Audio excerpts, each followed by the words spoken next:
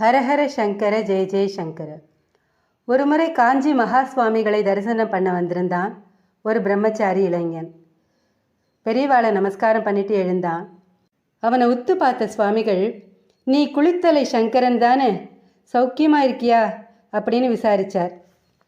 உங்கள் ஆசீர்வாதத்தில் சௌக்கியமாக இருக்கேன் பெரியவா அப்படின்னா சங்கரன். அது சரி, நோக்கு இப்போ என்ன வயசாருது? 30 பெரியவா. கல்யாணம் பண்ணிக்காமல் இப்படியே பிரம்மச்சாரியாக காலத்தை ஓட்டிடலாம்னு தீர்மானிச்சுட்டியாக்கும்? ஆமாம் பெரியவா. சரி சரி, இப்போ நீ இங்கே வந்திருக்கிறதுல ஏதாவது விசேஷம் உண்டோ? விஷயம் இல்லாமல் நீ வரமாட்டியே? ஆமாம் பெரியவா, எனக்கு ஒரு சந்தேகம், அதை நிவர்த்தி பண்ணிட்டு போகலாம்னு வந்தேன். அப்படியா? சொல்லு சொல்லு. நோக்கு அப்படி என்ன பெரிய சந்தேகம்? மந்திர ஜபம் சம்பந்தமான ஒரு சந்தேகம் பெரியவா.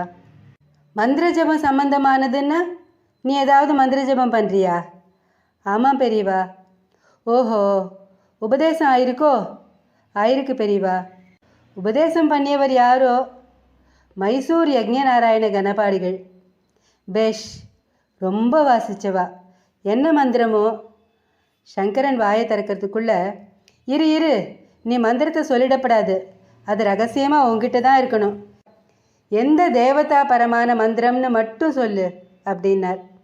உடனே சங்கரன், ஹனுமத் உபாசனா பரமான மூல மந்திரம் பெரியவா அப்படின்னா.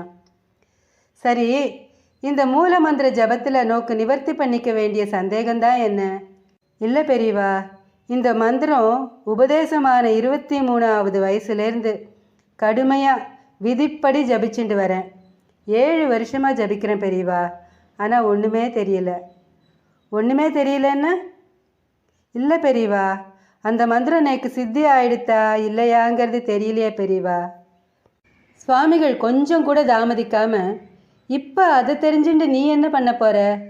அது போட்டும், நீ ஜபத்தை ஆத்மார்த்தத்துக்காக பண்ணுறியா இல்லை காமியார்த்தமாக பண்ணுறியா? ஆத்மார்த்தத்துக்காக தான் பண்ணுறேன் பெரியவா. இருந்தாலும் மந்திர சித்தி ஆகி அந்த தேவதையோட கிருபை கிடைச்சுடுத்தான்னு எப்படி தெரிஞ்சுக்கிறதுன்னு புரியலை.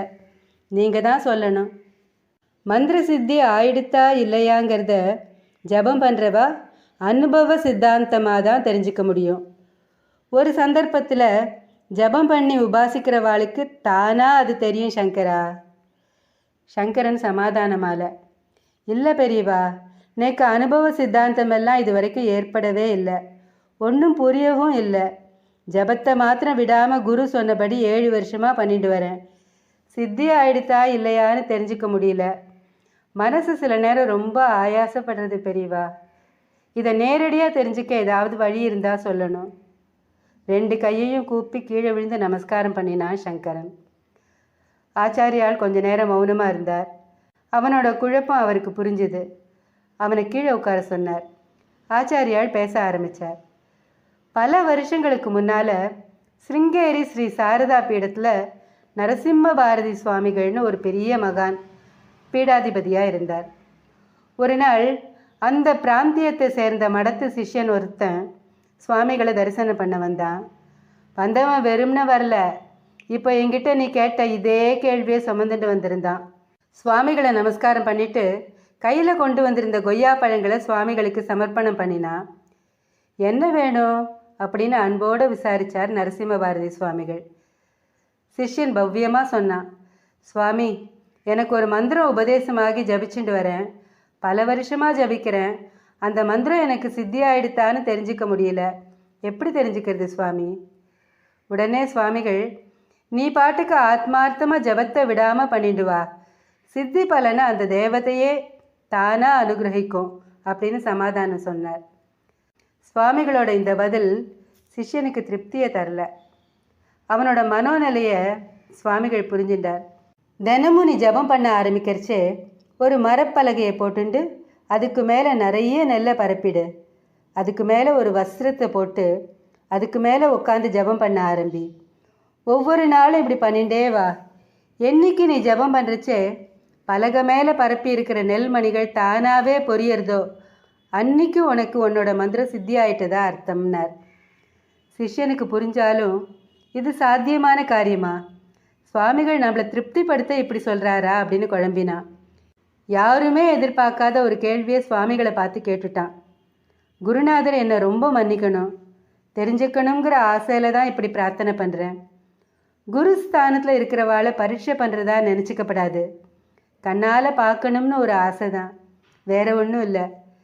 சுவாமிகள் இப்படி பலகை மேலே நெல்லை பரப்பி அதுக்கு மேலே வஸ்திரத்தை போட்டு உட்காந்து ஜபம் பண்ணி நெல் பொறி அப்படின்னு முடிக்கிறதுக்குள்ளே நீங்கள் அப்படி உட்காந்து ஜபம் பண்ணி இது வரைக்கும் எப்போவாவது நெல் பொரிஞ்சிருக்கான்னு தெரிஞ்சுக்க ஆசைப்படுற, அவ்வளோதானே அப்படின்னு சிரித்த சுவாமிகள் உடனே அங்கேயே ஒரு பலகையை கொண்டு வர சொல்லி கிழக்கு முகமாக போட சொன்னார். அதுக்கு மேலே நிறைய நெல்லை பரப்ப சொன்னார். தன்னோட வஸ்திரத்தை அது மேலே போட்டு பத்மாசனத்தில் உட்காந்துட்டு கண்களை மூடினார். அங்கே ஏகப்பட்ட கூட்டம் கூடிடுத்து. சில வினாடிகள் தான். திடீர்னு பலகை மேலே பொறான்னு நெல் பொரியிற சத்தம், லேசாக புகை வேற வந்தது. சுவாமிகள் எழுந்தார். நெல் மேலே போட்டிருந்த வஸ்திரத்தை எடுத்தார். பலகை மேலே வெள்ளை வெளியேர்னு நெல் பொறிகள். கூட்டம் பிரமிப்போட வியந்தது. நரசிம்ம பாரதி சுவாமிகளை கேள்வி கேட்ட சிஷ்யனை பார்த்தார். கேவி கேவி அழுதுண்டே நின்றுருந்தான் அவன். ஒருத்தருக்கும் பேசுறதுக்கு வாயே வரல. மகா சுவாமிகள் இந்த சம்பவத்தை சொல்லி முடித்தார். சங்கரனோட கண்கள்லையும் கண்ணீர். பிரமிச்சு போய் நின்னான். கொஞ்ச நேரம் கழித்து சங்கரன், பெரியவா நீங்கன்னு ஏதோ சொல்ல ஆரம்பிக்க இடைமறித்த மகா சுவாமிகள், என்ன சங்கரா, பெரியவா நீங்கள் அந்த மாதிரி பலகையில் நெல்லை பரப்பி உக்காந்து ஜபம் பண்ணி பொறிச்சு காட்டுறேளான்னு கேட்க போறியா அப்படின்னு சொல்லிட்டு சிரின்னு சிரிக்க ஆரம்பித்தார். சங்கரன் சாஷ்டாங்கமாக மகா சுவாமிகளோட பாதங்களில் விழுந்து வணங்கி, போரும் பெரியவா, மந்திர சித்தியோட மகிமையை இந்த அளவுக்கு நீங்கள் விளக்கி சொல்லி நான் புரிஞ்சுட்டதே போரும். என்னை ஆசீர்வாதம் பண்ணுங்கோ, நான் புறப்படுறேன் அப்படின்னு தெளிவடைஞ்சவனா ஆச்சாரியாள்கிட்டேருந்து விடை பெற்றான். இதுலேருந்து என்ன தெரியறதுன்னா, நாம் எந்த பலனையும் எதிர்பார்க்காம நாம் மந்திரத்தை ஜபம் பண்ணிகிட்டே வரணும். நிச்சயமாக அந்த மந்திரத்துக்குரிய தேவதை அதை சித்தி பண்ணி கொடுப்பா.